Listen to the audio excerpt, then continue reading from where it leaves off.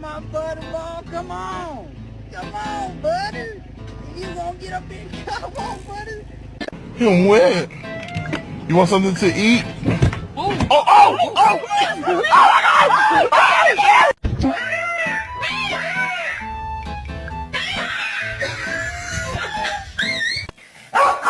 Oh,